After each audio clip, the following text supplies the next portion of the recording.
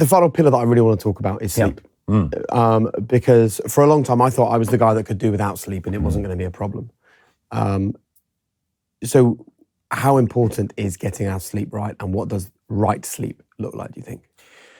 So it's so important that if you don't get sleep right, nothing else really matters, right? It is our human superpower.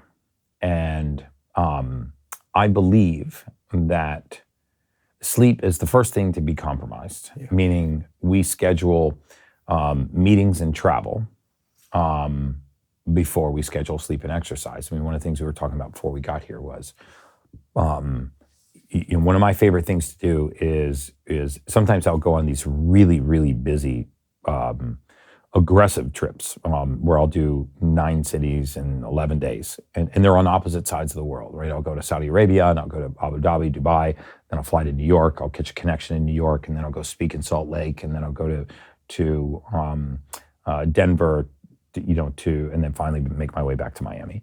So multiple time zones, multiple countries, multiple flights, multiple hotels, and I'll post a sleep score every night, from my Whoop, and show how you can still get 97 to 100% sleep scores, even though you're changing time zones. Even with jet lag and everything else? No. Because you don't get jet lag? Because I have a sleep routine. And that's what most people lack, I think, is, right? If I ask most people, what's your exercise routine? Even most young entrepreneurs, women will say, well, I do hot yoga 3 days a week. I run, I do weights, I have a trainer, I do Zumba. You ask guys, they're like, oh, I go to CrossFit 4 or 5 days a week, or I do chest and tris on Monday, I do back and bis on Tuesday, I do legs and shoulders on Wednesday. Like, they have a routine for their exercise.